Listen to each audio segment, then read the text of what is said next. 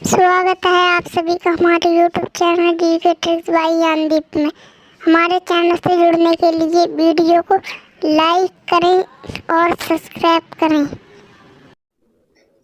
तो यहाँ पर आज का पहला क्वेश्चन है, भारत के मूल संविधान में कितनी अनुसूचियाँ थीं? तो देखिए, सबसे पहले मैं आपको बता दूं, अगर आपको किसी क्वेश्चन का आंसर पता है तो आप कमेंट बॉक्स में लिख सकते हैं। तो यहाँ पर पूछा गया है कि भारत के मूल संविधान में कितनी अनुसूचियाँ थीं। तो देखिए, अनुसूचियों को इंग्लिश में शेड्यूल्स कहा जाता है। तो भारत का मूल संविधान यानी कि जब भारत का संविधान लागू हुआ था तो उस समय 8 अनुसूचियाँ थीं। तो इसका आंसर ऑप्शन में जाएगा 8 अनुसूचियाँ। और इस समय वर्तमान में संविधान में अनुसूचियों की संख्या कितनी है?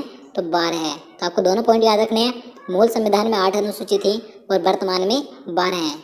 बात करें भारत का संविधान लागू कब हुआ था, तो आप सभी को मालूम होगा 26 जनवरी 1950 को संविधान लागू हुआ था और बनकर तैयार कब हुआ था? 26 नवंबर 1949 को। तो आपको सारे पॉइंट याद रखने हैं। चलिए अगला क्वेश्चन देखते हैं। भारतीय संघ के राज्यों एवं केंद्र शासित क्षेत्रों का उल्लेख किस अनुसूची में है? तो इसका आंसर ऑप्शन ए हो जाएगा प्रथम अनुसूची में। तो देखिए, जो भारतीय संविधान की प्रथम यानी कि पहली अनुसूची है तो इसमें भारत के सभी राज्यों एवं केंद्र शासित प्रदेशों का उल्लेख किया गया है। यहाँ पर मैं आपको बता दूं, वर्तमान में भारत में राज्यों की संख्या तो 28 है और केंद्र शासित प्रदेशों की संख्या है 8।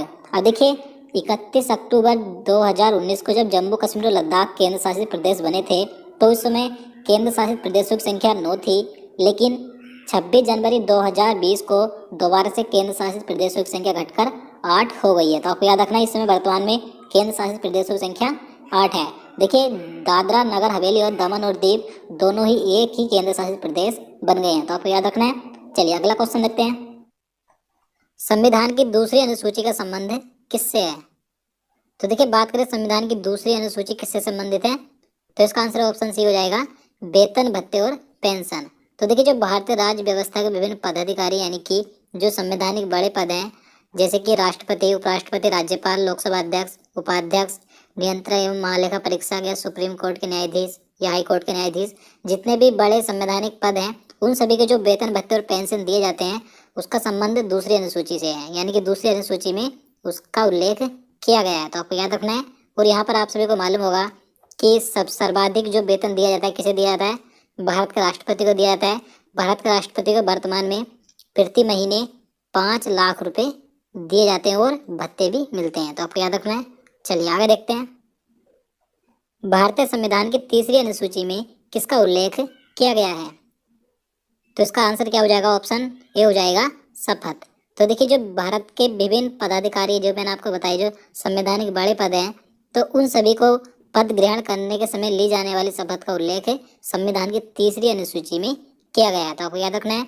और यहाँ पर मैं आपको एक बार फिर से रिवाइज करा दूं, पहली अनुसूची में भारत के सभी राज्यों और केंद्र शासित प्रदेशों का उल्लेख है, दूसरी में वेतन भत्ते और पेंशन का उल्लेख है और तीसरी में शपथ। तो आपको तीनों याद रखने हैं। चलिए अगला क्वेश्चन देखते हैं। संविधान की चौथी अनुसूची में क्या प्रावधान किया गया है? तो इसका आंसर क्या हो जाएगा? ऑप्शन डी हो जाएगा राज्यसभा में प्रतिनिधित्व। तो देखिए, संविधान की चौथी अनुसूची में राज्यसभा प्रतिनिधित्व की बात कही गई है, यानी कि भारत के राज्यों और केंद्र शासित प्रदेशों से कितने सदस्य राज्यसभा में जाते हैं या किस राज्य की राज्यसभा सीटें कितनी है, तो इसका उल्लेख संविधान की चौथी अनुसूची में किया गया है। तो आपको याद रखना है। देखिए, यहाँ पर हम बात करेंगे सर्वाधिक राज्यसभा सीटें किस राज्य की हैं, यानी किस राज्य से राज्यसभा में सबसे अधिक सदस्य जाते हैं, तो उत्तर प्रदेश से जाते हैं। कितने? 31। और देखिए, उत्तर प्रदेश की सर्वाधिक लोकसभा सीटें भी कितनी है? 80 हैं। तो आपको दोनों याद रखने हैं। और यहाँ पर अगर हम बात करें कि राज्यसभा में अधिकतम सदस्य संख्या कितनी हो सकती है, तो 250 हो सकती है। चलिए अगला क्वेश्चन देखते हैं। संविधान की 5वीं अनुसूची में किसका उल्लेख किया गया है? तो इसका आंसर ऑप्शन बी हो जाएगा SC और ST।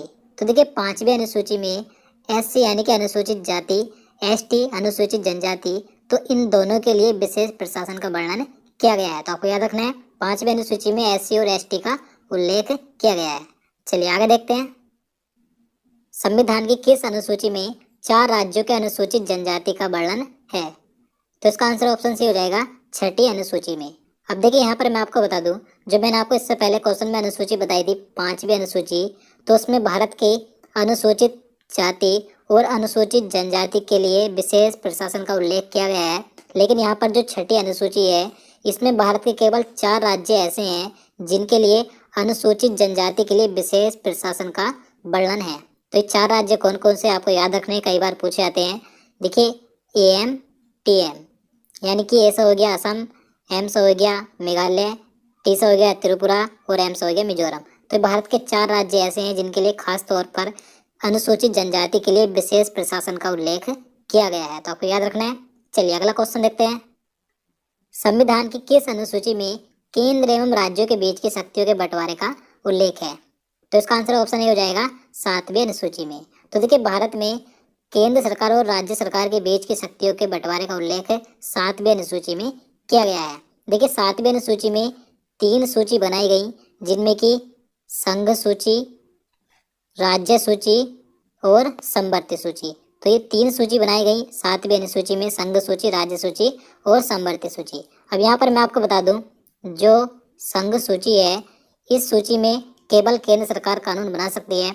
इस सूची में शुरुआत में 97 विषय थे, लेकिन इस समय वर्तमान में इसमें 100 विषय हैं जिन पर केंद्र सरकार कानून बना सकती है। अब यहाँ पर हम बात करें राज्य सूची की, तो राज्य सूची में केवल राज्य सरकार कानून बना सकती है। इस सूची में शुरुआत में 66 विषय थे, लेकिन इस समय वर्तमान में 61 विषय हैं। बात करें अब समवर्ती सूची की, तो समवर्ती सूची में देखिए केंद्र सरकार और राज्य सरकार दोनों कानून बना सकते हैं। इस सूची में शुरुआत में 47 विषय थे, लेकिन इस समय वर्तमान में इसमें 52 विषय हैं। तो आपको याद रखनी है सभी बातें। चलिए अगला क्वेश्चन देखते हैं। संविधान की 8वीं अनुसूची में वर्तमान में कितनी मानक भाषाएं हैं? तो इसका आंसर ऑप्शन बी हो जाएगा 22 भाषाएं। तो देखिए जो 8वीं अनुसूची है इसमें भारत की मान्यता प्राप्त 22 भाषाओं का उल्लेख है। तो आपको याद रखना है। देखिए बात करें कि मूल संविधान में इस 8वीं अनुसूची में कितनी भाषाएं थी, तो 14 भाषाएं थी, लेकिन इस समय वर्तमान में इस अनुसूची में 22 भाषाएं हैं। अब यहाँ पर मैं आपको बता दूं, शुरुआत में 14 थी, उसके बाद इसमें एक भाषा जोड़ी गई, उसके बाद इसमें 3 भाषाएं जोड़ी गई और लास्ट में अब 4 भाषाएं इसमें जोड़ी गई। तो इस प्रकार से वर्तमान में 22 भाषाएं हैं। अब यहाँ पर मैं आपको बता दूं, देखिए जो यहाँ पर 21वां संविधान संशोधन हुआ था 1967 में, तो इसमें 14 के बाद जो भाषा जोड़ी गई थी, कौन सी जोड़ी गई थी? सिंधी भाषा जोड़ी गई थी 21वें संविधान संशोधन के द्वारा।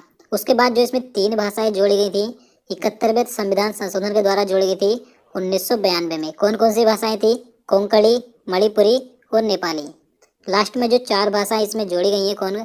92वें संविधान संशोधन के द्वारा जोड़ी गई सन 2003 में। 4 भाषाएं कौन कौन सी जोड़ी गई थी? संथाली, मैथिली, बोडो, डोगरी। तो आपको सारे पॉइंट याद रखने हैं। चलिए अगला क्वेश्चन देखते हैं। संविधान में 9वीं अनुसूची कब जोड़ी गई थी? तो देखिए मोस्ट इंपॉर्टेंट क्वेश्चन है, तो इसका आंसर ऑप्शन ए हो जाएगा 1951 में। तो देखिए भारतीय संविधान में 9वीं अनुसूची जो कि भूमि सुधार से संबंधित है, तो इसे 1951 में प्रथम संविधान संशोधन के द्वारा जोड़ा गया था। तो आपको याद रखना है प्रथम संविधान संशोधन कब हुआ था? 1951 में हुआ था, जिसमें कि 9वीं अनुसूची जोड़ी गई थी भूमि सुधार से संबंधित। चलिए अगला क्वेश्चन देखते हैं।